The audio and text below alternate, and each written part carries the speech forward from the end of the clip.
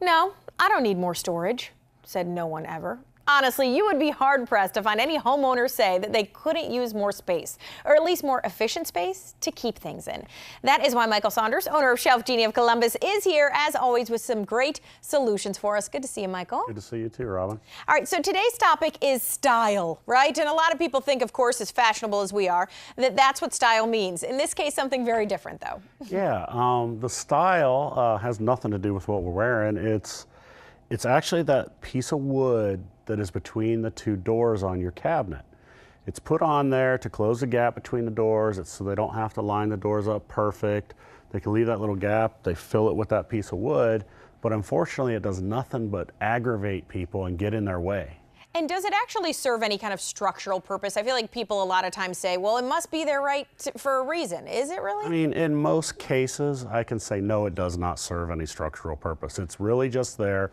They're putting a frame on the front of the cabinet. They put a piece of wood right down the middle, put the two doors over there to close the openings. It's really just there to close that gap so you don't see space between the doors. It's always been that way. I feel like it's kind of that status quo thing, right? I mean, it is, but you do see a lot of newer cabinets where they are going away from it, or they're actually attaching it to the back of the door the way we do when they build the newer cabinets.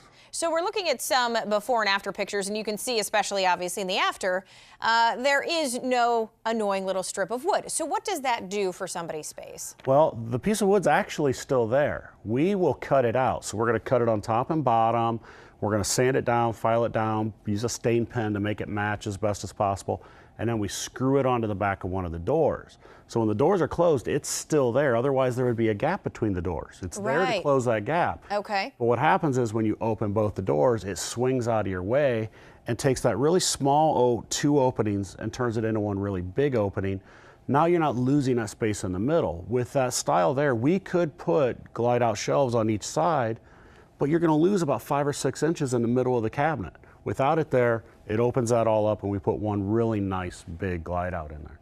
So some of the main reasons for really getting rid of it are one reason is to generally create more space or utilize the space people already have. Exactly. I mean, most of the people who have that in there, they're having to move things out of the way to get stuff out from behind that to get it out. Now, obviously our shelves pull out, but we can't make them pull through that piece of wood.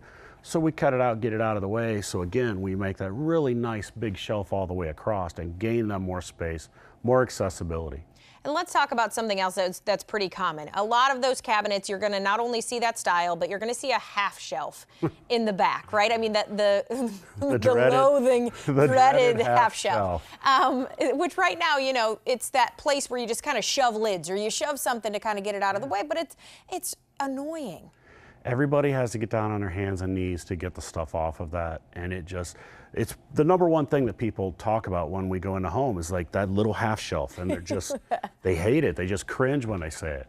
We're going to turn that into a full shelf, make it pull all the way out of your cabinet, give you full accessibility to all that space. All right, as we look at some more examples, Michael, too, I want to mention Shelfgenie, you guys have a lot of options when it comes to pull-out shelving, different kind of, systems, and really customizable to anybody's space, right? Yeah, we're 100% custom products, so we're going to measure your cabinets, build everything to fit.